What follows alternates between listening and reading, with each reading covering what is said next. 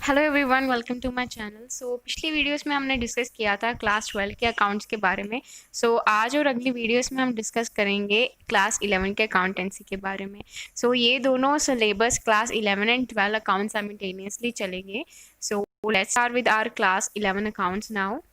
तो सबसे पहले है कि बेसिस ही इस चैप्टर इस अकाउंट्स का, कि जैसे आप क्लास 11 में स्टार्ट करते हो और ये आपको पता होना चाहिए अगर आप अकाउंट्स कर रहे हो तो ये अकाउंट्स क्या है।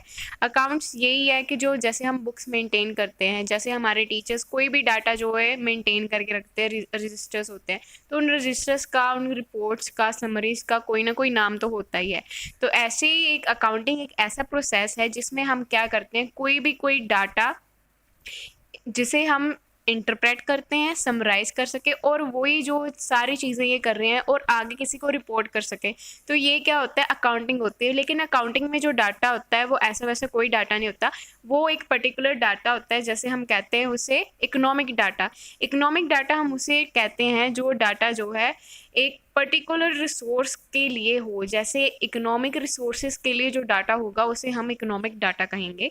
सो जो इंट्रोडक्शन है इस अकाउंटिंग की, ये क्या है कि मतलब अकाउंटिंग किसके लिए बेनिफिशियल है। अकाउंटिंग हर एक वो यूजर्स के लिए बेनिफिशियल है जो इसे यूज़ करता है। जैसे किसी कोई इन्वेस्टर है जिसने कंपनी में इन्वेस्ट करना है, उसके लिए अकाउंटिंग बेनिफिशियल है कि उसको पता चल जाएगा कि जैसे बुक्स होती हैं अकाउंट्स की, फाइनेंशियल स्टेटमेंट्स होती हैं, बैलेंस शीट होती है, तो उससे पता चल जाएगा कि कंपनी की क्या पोजीशन है, प्रॉफिट एंड लॉस क्या है प्रॉफिट एंड लॉस स्टेटमेंट से। तो ऐसे ही वो जो यूज़र्स है उनको पता चल जाएगा कि हाँ, कि कंपनी की पोजीशन क्या चल रही है, तो उसके अकॉर्डिंगली वो क्या इन्वेस्ट कर पाएंगे। तो ऐसे ही जो अकाउंट्स है कि वो क्या करता है, हेल्प करता है कि कोई भी डिसीजन लेना हो फ्यूचर के रिगार्डिंग, तो ये जो इकोनॉमिक डाटा है उस फिगर्स से, फैक्ट एंड फिगर्स से हम क्या है एक अच्छा डिसीजन ले पाएंगे फ्यूचर के लिए। अदरवाइज अगर हम बिना फैक्ट एंड फिगर्स देखे जो प्रीवियस ईयर की कोई भी डिसीजन लेते हैं, तो वो तो अपना जो रिजल्ट आएगा पिछले जैसा आएगा या पिछले से भी ज़्यादा क्या है बेकार आएगा। तो हम कंपनी की क्या कोशिश रहती है कि हमेशा एक यही कोशिश रहती है कि जो भी आगे हमारी जो भी फैक्ट एंड फिगर्स आ रही है, जो भी रिजल्ट्स आए इम्प्रूव्ड आए, तो वो कौन हेल्प करता है, अकाउंटिंग हेल्प करती है। अकाउंटिंग प्रिंसिपल कंसेप्ट ये सारे हेल्प करते हैं कि इन केस अगर ऐसी कोई अनफोर्सीन सिचुएशन आ जाए तो उसे कैसे हमने सॉल्व करना है, प्रॉब्लम को कैसे सॉल्व करना है, तो ये सारा अकाउंटिंग में बताया जाता है। आगे जाके आप डिटेल में पढ़ोगे। तो यही जो इफेक्टिव डिसीजंस बनाने के लिए जो हेल्प करती है अकाउंटिंग, इससे क्या है एक अच्छी जो बिजनेस फर्म है वो स्टैंड करती है, उसकी पोजीशन अच्छी होती है। आगे हम पढ़ने वाले हैं कि इसके फंडामेंटल्स क्या है, अकाउंट के बेस क्या है। जैसे अगर आप अकाउंट्स वर्ड सुनते हो तो आपके दिमाग में हमेशा बैलेंस शीट या प्रॉफिट एंड लॉस ही आएगा। तो बैलेंस शीट में जो मेन बेसिस है, जो पार्ट है, वो कौन कौन से होते हैं, assets, liability and owners equity. तो जनरली आपने सुना होगा कि एसेट्स का क्या मीनिंग होता है। तो एसेट्स आप जनरल मीनिंग में देखो तो कहते हैं कि कोई भी चीज़ जो हमें फ़ायदा देती है, हम उसे एसेट्स कहते हैं। तो सेम जो मीनिंग तो अकाउंट्स में यही है, बस उसके जो स्पेसिफिकली टर्म्स क्या है कि ये जो एसेट है यानी कि कोई भी इकोनॉमिक वैल्यू की कोई भी ऐसी आइटम जो एक कंपनी को फ़ायदा दे रही है, बट वो क्या है, पोजेस्ड होनी चाहिए प्योरली एक ऑनर के पास, यानी कि कंपनी के पास उसके ओनरशिप की डिटेल्स होनी चाहिए, उसके कॉपीराइट्स होने चाहिए। जैसे अगर कोई प्रॉपर्टी है तो उसके क्या है, प्रॉपर्टी पेपर्स, फिजिकल राइट्स होने चाहिए कि ये जो पर्टिकुलर प्रॉपर्टी है, एसेट है, उस पर्टिकुलर पर्सन या कंपनी को ही बिलोंग करता है और किसी की पोजेशन में नहीं है। तो एसेट्स यही सारे चीज़ें होती हैं जिसे हम कैश में कन्वर्ट कर सकते हैं। जैसे लैंड एक एसेट है जिसे हम कन्वर्ट कर सकते हैं कैश में बाय सेलिंग इट। तो ये तो हो गई कॉमन एग्जांपल। एसेट्स जो है हमारी मशीनरी भी होती है। अगर कोई लैंड को कोई भी फार्मर जो है वो कर रहा है, यूज़ कर रहा है, तो उसमें कोई भी मशीनरी होगी अगर, तो उसकी जो वैल्यू है मशीनरी, जैसे हम ट्रैक्टर देखें, तो वो क्या है, हमारा फिक्स एसेट है, यानी कि एसेट जो हमारे पास रहेगा ही रहेगा जितनी देर तक उसका क्या है डिस्पोजल पीरियड नहीं आ जाता, जितनी देर तक उसकी कोई स्क्रैप वैल्यू यानी कि वो पूरा ख़राब नहीं हो जाता। तो वो वाला एसेट जो हम जल्दी कैश में कन्वर्ट नहीं कर रहे, लेकिन वो भी क्या है एक फर्म का एसेट है, यानी कि फर्म के लिए एक प्रोडक्टिविटी जो है वो इंक्रीज कर रहा है, एक बेनिफिट पहुंचा रहा है। तो ऐसे ही आगे है लाइबिलिटीज़। लाइबिलिटीज़ क्या होती हैं, ऐसी ऑब्लिगेशन होती है या डेट होता है जो कंपनी ने क्या है पे करना होता है किसी थर्ड पार्टी को। तो ये जो लाइबिलिटी होती है ये कौन कैसे अराइज होती है, अगर आप देखो तो लाइबिलिटी क्या है कि अगर आप बैंक से जो लोन लेते हो, तो जो बैंक से लोन लिया है, वो जो अमाउंट लिया है, जो कैश लिया है, तो वो कभी ना कभी तो पे करना पड़ेगा ही। तो वो जो अमाउंट है वो पेबल है, अभी तो नहीं। अगर अभी ही पे करना था तो हम लोन क्यों लेते।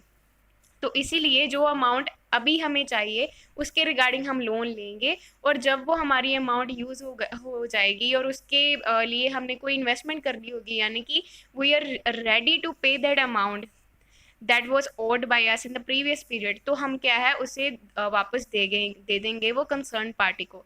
अगर बैंक से ली थी तो बैंक को हम वो वाली जो अमाउंट हमारी थी पेबल वो हम वापस कर देंगे। तो एसेट्स ऐसे ही यूज़ होते हैं कि लाइबिलिटीज़ को सेटल ऑफ करने के लिए, या कोई भी एक्सपेंसेस ऐसे हैं जो पे करने के लिए। नेक्स्ट है ओनर्स इक्विटी। इक्विटी क्या होती है कि आपने सुना होगा, जैसे कोई शेयर होल्डर्स है, कंपनी के जो शेयर होल्डर्स होते हैं, बिजनेस के शेयर होल्डर्स होते हैं, उनकी जो अपनी कैपिटल है, ये नहीं कि उन्होंने जो बैंक से उधार लिए हुए हैं, जो उनकी खुद का पैसा है, जो उनकी जैसे प्रीवियसली इनहेरिटेंस हो सकती है, फैमिली इनहेरिटेंस कि जो पिछली जो पुश्तों की जो कमाई है वो है, रिटेन्ड अर्निंग्स है उनकी खुद की, तो वो जो इक्विटी है वो होगी। जैसे कोई भी रिजर्व्स है उनके पास, सरप्लस है, प्रॉफिट्स है उनके, कोई भी शेयर कैपिटल है, प्रेफरेंस है, इक्विटी शेयर कैपिटल है, तो वो क्या है ओनर्स इक्विटी यानी कि नेट वर्थ होंगे। तो ओनर्स इक्विटी हम जैसे आपने ये बैलेंसिंग सिचुएशन तो देखी होगी कि बैलेंस शीट में क्या आती है कि एसेट्स किसके इक्वल होते हैं, कि कोई भी लाइबिलिटीज़ या कोई भी डेट होते हैं, debt long term short term, उनको प्लस करते हैं किसके साथ, ओनर्स इक्विटी के साथ, तो हमारे पास क्या है, हमारे टोटल एसेट्स आ जाते हैं। तो नेक्स्ट है करेक्टरिस्टिक्स ऑफ अकाउंटिंग की, अकाउंटिंग के कौन से करेक्टरिस्टिक्स है, इनका बेसिक नेचर क्या है। सबसे पहले है कि अकाउंटिंग कैसे हम देखते हैं कि अकाउंटिंग क्या करता है कि आइडेंटिफाई करता है कि जो ट्रांजैक्शन है उनका फाइनेंशियल नेचर क्या है। Identifying financial transaction and events, कि इसका मतलब कि ये जो ट्रांजेक्शन्स हम कर रहे हैं अकाउंटिंग में, वैसे तो जो नोट होती हैं वो सिर्फ मोनेटरी नेचर की ट्रांजेक्शन ही होती है कि जिनकी मनी में हम क्या है वैल्यू ले सकते हैं।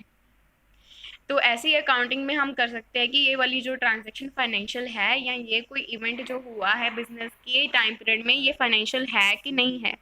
नेक्स्ट है मयरिंग द ट्रांजैक्शन की, अकाउंटिंग क्या हेल्प करता है कि अकाउंटिंग में क्या होता है कि हम मयर करते हैं ट्रांजैक्शन की ये इनकी क्या वैल्यू थी और ये मनी टर्म्स में है कि नहीं। नेक्स्ट है कि हम रिकॉर्ड करते हैं, सबसे पहले तो हमने आइडेंटिफाई कर लिया, मेयर कर लिया उसका अमाउंट। नेक्स्ट आ गया कि अगर हमने आइडेंटिफाई कर लिया है, उसको पहचान लिया कि हाँ ये एक ट्रांजैक्शन और इवेंट अक्कर हुआ है बिजनेस के नॉर्मल जो ऑपरेटिंग पीरियड में, तो उसके जो अमाउंट है हमने वो मेयर कर ली। और नेक्स्ट हम क्या है उसको रिकॉर्ड कर लेंगे जर्नल एंट्रीज या लेजर्स में। नेक्स्ट है कि हम उसको क्लासिफाई कर देंगे कि ये कौन से नेचर की ट्रांजैक्शन है, ये एक्सपेंस है, एक लाइबिलिटी है, कैपिटल है, या फिर एक क्या है कोई एसेट है हमारा। उसके आगे हम समराइज कर देंगे कि हाँ ये वाला ट्रांजैक्शन की ये नेचर है और इसका क्या होगा ट्रीटमेंट इसके अकॉर्डिंग होगा। नेक्स्ट है कि हम उसको एनालाइज एंड इंटरप्रेट कर देंगे फाइनेंशियल डाटा को, इसलिए कि वो जो नॉर्मल यूजर्स है कंपनी के जिनको टेक्निकल लैंग्वेज समझ नहीं आती उनको भी पता चले कि ये क्या हो रहा है, ये कौन सी ट्रांजैक्शन है, और इसको अगर डेबिट किया है तो क्यों किया है, अगर क्रेडिट किया है तो क्यों किया है। तो फर्दर हम कंटिन्यू करेंगे अपनी अगली वीडियोस में। So stay tune for that and thanks for watching till the end and keep supporting. So next तो हम अगली वीडियोस में करेंगे ऑब्जेक्टिव्स एंड इसका ऑपरेटिंग साइकिल की अकाउंटिंग का साइकिल क्या होता है। तो we are here for the end of the video, so thanks for watching.